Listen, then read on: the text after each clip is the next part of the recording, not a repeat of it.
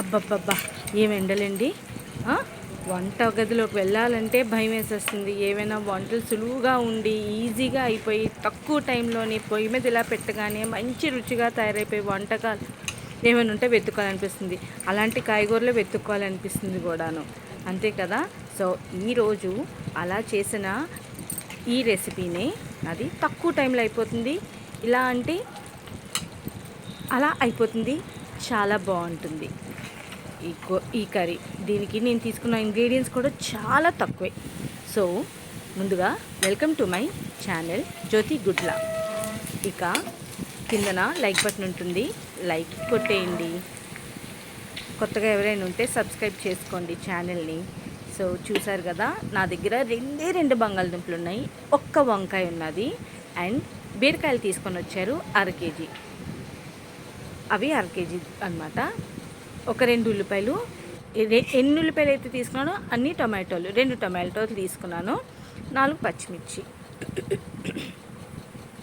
So ముందుగా పొయ్యి మీద మూకుడు పెట్టేసుకున్నాను, తగినంత ఆయిల్ వేసుకున్నాను, పోపు సామాన్లు వేసుకున్నాను. అదేనండి, జీలకర్ర, మినప్పప్పు, శనగపప్పు వేసుకున్నాను. తర్వాత ఉల్లిపాయ, పచ్చిమిర్చి, బంగాళదుంప. ఉల్లిపాయతో పాటు బంగాళదుంప వేసేసాను, ఎందుకంటే బంగాళదుంప మెత్తబడాలి. చెప్పాను కదా, 2 ముక్కలే చిన్న చిన్న ముక్కలుగా కోసుకొని ఇలా చేసుకున్నాను అనమాట. తర్వాత టొమాటో కూడా వేసేసాను. ఇప్పుడు ఈ ముక్క బంగాళదుంప ప్లస్ టొమాటో కొంచెం మగ్గడానికి కొంచెమే ఉప్పు వేసుకున్నాను అనమాట, మిగిలింది తర్వాత వేస్తాను. సో ఇక నా దగ్గర పెద్ద వంకాయ ఒకటి ఉన్నదండి, తెల్ల వంకాయ. పుచ్చులు లేకుండా శుభ్రంగా కడిగేసుకొని, వంకాయ ఎక్కువసేపు నీటిలోంచే కండ్ర ఎక్కేస్తుంది కదా, సో కోసిన వెంటనే దాన్ని కూడా వంకాయని కూడా వేసేసాను. ఇప్పుడు అర కేజీ బీరకాయ చాలా లేతగా ఉన్నాయండి. ఈ అర కేజీ బీరకాయని కూడా ఇలా చిన్న చిన్న క్యూబ్స్గా కట్ చేసుకున్నాను, దాన్ని కూడా వేసేసుకున్నాను. ఇక ఇందులో వాటర్ వేయాల్సిన పని లేదు, ఎందుకో తెలుసా, బీరకాయ నీరు ఊరుతుంది అంతే కదా, ఉడుకుతున్న కొద్దీ నీరు వస్తూ ఉంటుంది.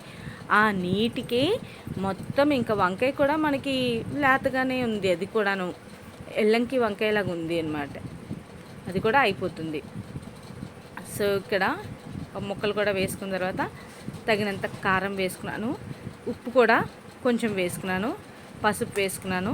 ముక్కల్ని శుభ్రంగా అటు ఇటు ఇటు అటు అటు ఇటు ఇటు అటు కలిగే తిప్పి కొంచెం అంటే కొంచెమే అల్లం వెల్లుల్లి పేస్ట్ వేసుకున్నాను, ఎందుకంటే బంగాళదుంప కలిసింది, టొమాటో కలిసింది, మరి అలానే ఈ బీరకాయ కూడా చిన్న, మరి వంకాయ అది కండ్రెక్కకుండా ఉండడానికి మనం ముందుగానే వేసేసుకున్నాం కదా, అది ఇంకా మంచి టేస్ట్ రావాలని చిన్న అల్లం వెల్లుల్లి పేస్ట్ వేసుకున్నాను. ఇక నాకు బంగాళదుంపకి ఏమో ఎక్కడైనా చిన్న పచ్చి ఉంటుందేమో అని చెప్పి కొంచెమే వాటర్ వేసుకున్నాను, గిన్నెతోని వాటర్ వేసుకున్నా. ఇప్పుడు ప్లేట్ పెట్టేసుకున్నాను అనమాట.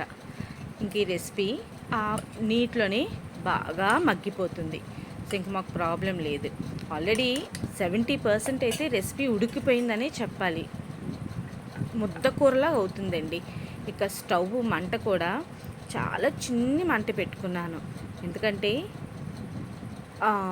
ముక్క కూడా త్వరగా అంటే బాగా ఉడుకుతుందని, మంచి టేస్ట్గా వస్తుందని చెప్పి.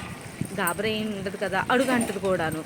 అలా చిన్న మంట పెట్టుకోవడం వల్ల ఏంటంటే బంగాళదుంప ఉంది కదా, అడుగంటేస్తుంది అన్న భయం ఉంటుంది. సో ఇప్పుడు అడుగంటదు మనకి, అడుగు మాడదు కూడాను, నీట్గా వచ్చేస్తుంది. అది పెట్టేసి మనం పావు గంట సేపు ఎక్కడో కూర్చొని పక్కింటి తోడుతో ఎదురింటి తోడుతో కూడా ఊసులాడుకోవచ్చు శుభ్రంగాను. అందుకని చూసారు కదా, బీరకాయ ఆల్రెడీ నీరు ఉంటుంది అన్నాక నీరు దిగిపోయింది. నేను కొంచెం అంటే కొంచెం నీళ్ళు చుక్కలు వేసాను.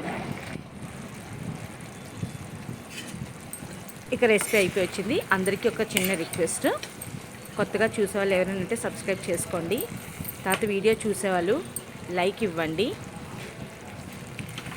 నచ్చితే కనుక షేర్ చేయండి. ఇక్కడ ఏం లేదు, వంకాయ ఉడికిందా లేదని చూసాను, ఉడికిపోయింది. వంకాయ ఎంతసేపు అండి, ఇలా అంటే అలా మగ్గిపోతుంది, ఎక్కువ టైం పట్టదు కదా. So almost curry is ready అనమాట. ఇంకా లాస్ట్లో దీనికి మీకు బూందీ వేసుకోవాలంటే లాస్ట్లో బూందీ వేసుకోవచ్చండి, ఇంకా టేస్ట్ చాలా బాగుంటుంది. కూర అయిపోయిందో, ఇక నేను ఉంటాను.